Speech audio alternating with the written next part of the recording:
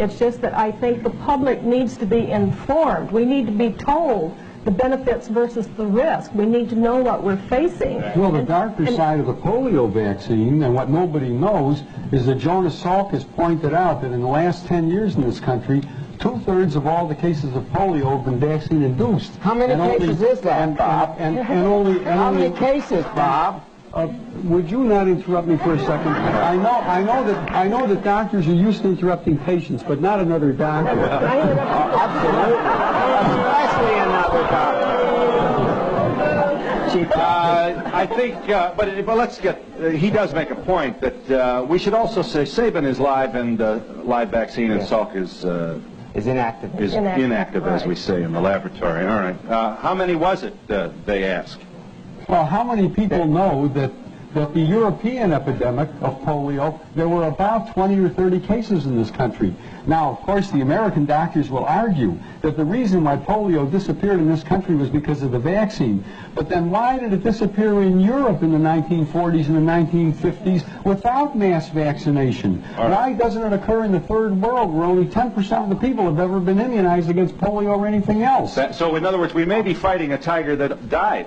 That's quite correct. Ask the people in Great Britain. Ask the people in Japan who...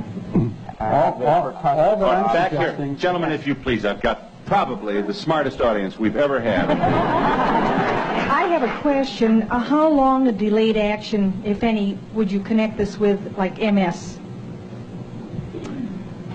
MS a possibility. Would multiple sclerosis be one of the possible results? As a matter of fact, there's a new publication that just came out from John Hoffman, who's a close associate of Tony Morris's, that gives the references linking MS in later life to the early introduction of live virus vaccines like measles and like some of the others that are live viruses. Now, at the present time, I would recommend that anybody who has MS or amyotrophic lateral sclerosis or any of those degenerative neurologic conditions of later life carefully review their vaccine histories. I would also like to comment to that, because in connection with my case, I've been doing some research. Let me tell him once again, Ms. Gundy, that you are a Guillain-Barré victim contracted following your receipt of the swine flu vaccination. Yes, and I am in the process of writing a book about my experience, and in the process I've done considerable research.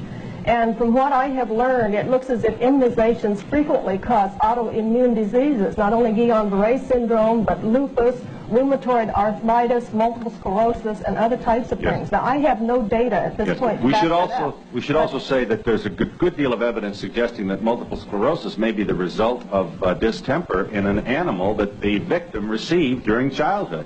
Now, none of this is absolutely nailed to the wall. But that's the problem with this. What's a mother to do with all of these balls in the air and nobody really certain? I would just like to also comment that we had 46 million people vaccinated with the swine flu shot. And I have written to Ralph Nader's organization. I have written to some of the government organizations trying to get them to do a survey, an ongoing survey, to see if these vaccinations do cause autoimmune diseases or what the reactions are. I can't even get a response because I'm not a doctor, I have no clout, I'm a nobody. Mrs. Grant, why were you shaking your head? Phil, it isn't only with that vaccine, it's with all vaccines. Yes. They are not interested in the adverse reactions. As a matter of fact, if I may, I'd like to invite anyone to write to me if they've had an adverse reaction. I'd like to help the government because they don't want to know, but I would like to know. I am a mother of 3 children, and I have been informed and I've read up on these things. And I chose not to vaccinate my children, but when they get to school, why is it that I have to fight for my rights as a mother and the choice I've made? Let me just quickly, we're long, but that's a very important question. Here are the states in which you either have the totally free decision about whether or not to vaccinate, or we're calling them loophole states, states where they're not going to send your child to solitary if you don't have his card, you know? All right, California.